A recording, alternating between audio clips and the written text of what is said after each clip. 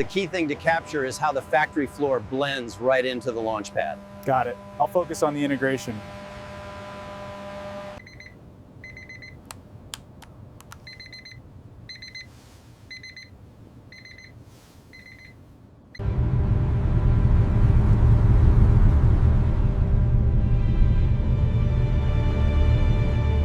Look at the detail on this.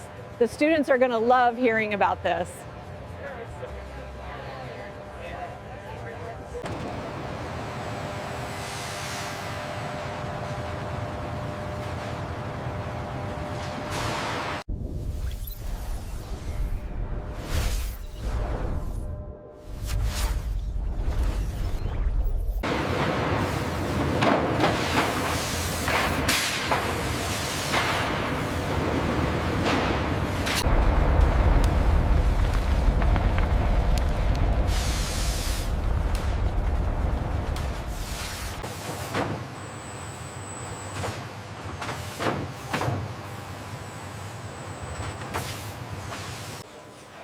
The thermal loading on this trace looks acceptable in the 3D model.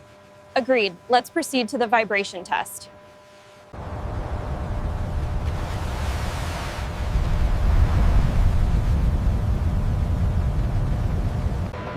The tensile strength on this batch looks optimal for the Raptor engine components.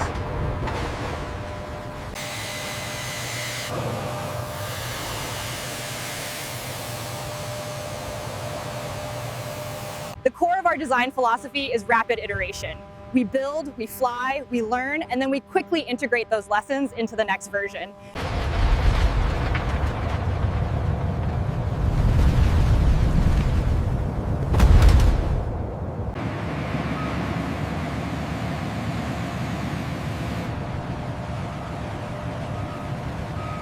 All acceptance tests are green. Requesting final approval. Reviewed and verified. Approved for installation.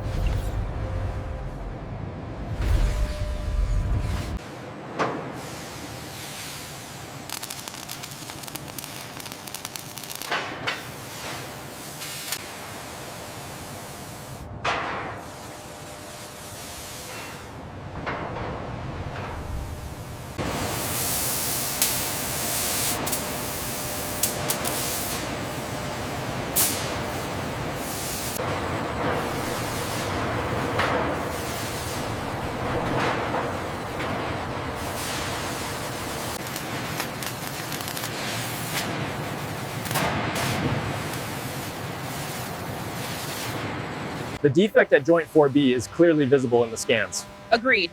But Section 5C meets all criteria. We should approve it. Clear on the left side. Steady, steady, a little to the right. Looks good, bring it down. The Raptor engine installation process on Super Heavy's thrust structure. 33 engines positioned and secured. Inner ring engines for thrust vector. Check the alignment on ring 3. Looks good from here. Confirm torque specifications. Pressure holding steady at 6 bar. Proceeding with the helium scan on the upper dome weld.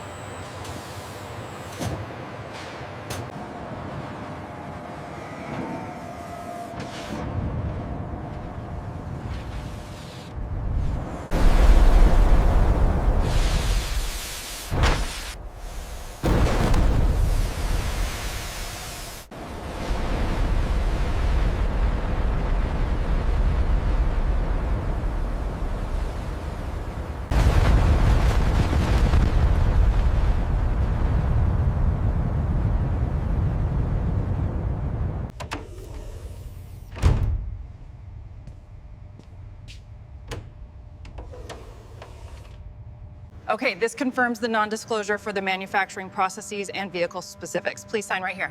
No problem, gladly.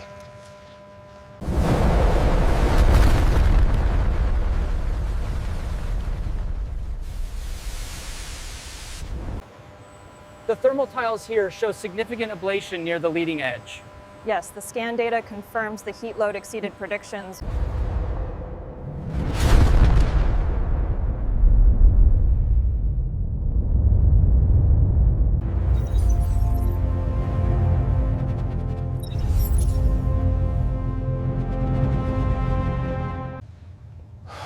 What is the most significant Starship capability that has not been publicly demonstrated yet? The recurring cost of the SLS program is still the main constraint here. However, the Vulcan's BE4 integration appears much cleaner.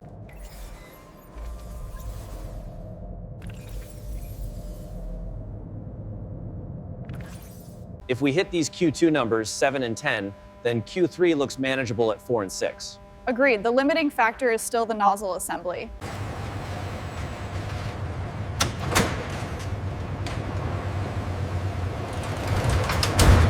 Propellant levels are holding steady, but the wind shear is increasing at the tower top. Keep a close eye on the structural integrity monitors.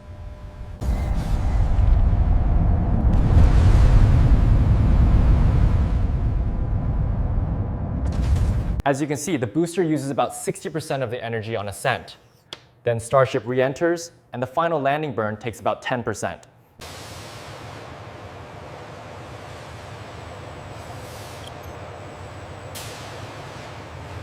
The data shows a consistent anomaly right here on the z-axis.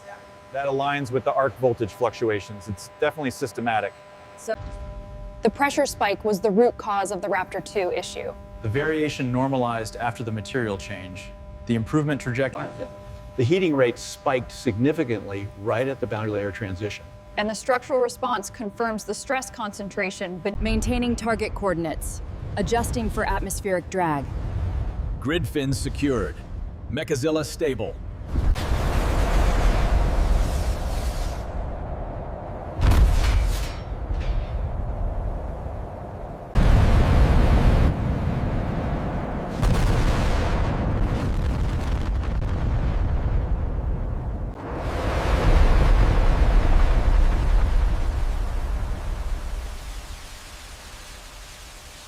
From the explosive failures of SN8 through 11 to the eventual success of SN15 and the later termination events, the progress is clear. I know the automated report says acceptable, but the minor indications are exactly at the high-stress joint. We need structural analysis immediately. The thermal gradient on the z-axis weld looks consistent with the new alloy specs. yes, the automated inspection confirms it. They've qualified.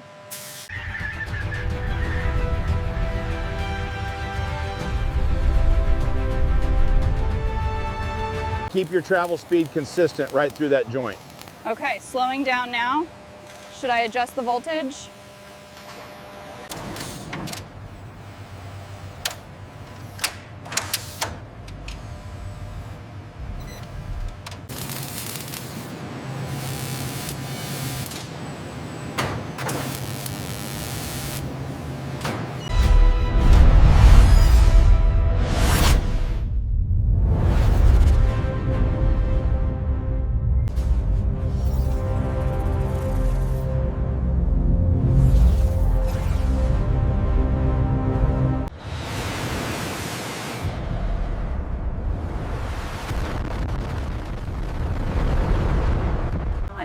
The Human Landing System Contract Act is crucial. As you can see, Starship is integral to the ARTA architecture.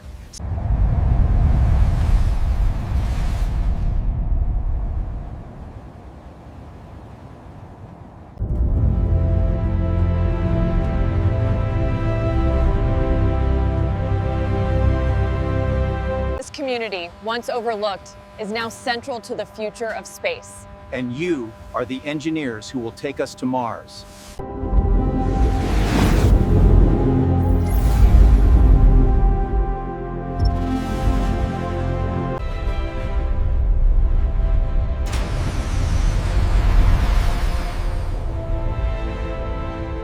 The acoustic scan shows 0 subsurface anomalies. The new friction stir welds are holding up perfectly under stress. The noise mitigation systems performed exactly as modeled. And we'll have the full atmospheric impact report ready by 1600. The environmental cost of space access has long been ignored. But as we Okay, the alignment is calibrated. Run the sequence test. Wow, look at it go! I still can't believe we're actually here. It's absolutely breathtaking. Look at the curvature of the Earth. The vehicle that may carry humans to Mars, built by humans in South Texas. Right now.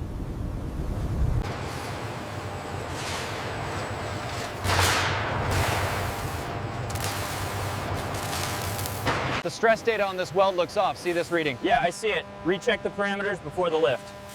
We're clear for the move in 30. They wrote not today, but the deadline is still today. Exactly. We push through. Let's coordinate the lift.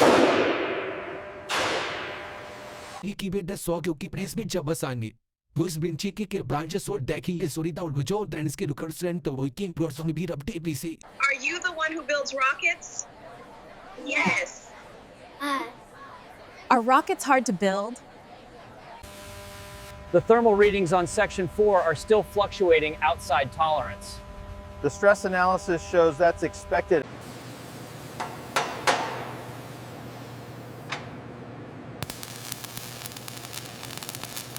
Ten, 9, 8, 7, 6, 5, 4, 3, 2, 1.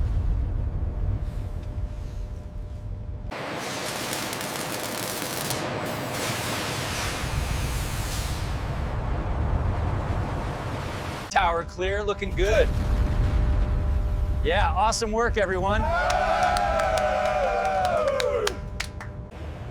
The IFT-1 event showed critical failure of the launch mount. The investigation led to this engineering response. Pay close attention to the fusion depth here. If it's off, the entire structural integrity is compromised. Right, that's why the pulse echo is essential for this ring. Yeah.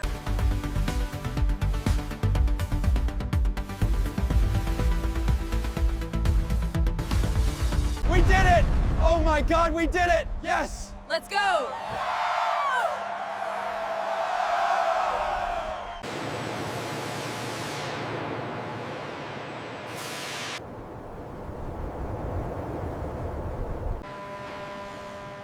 Welcome to the high bay.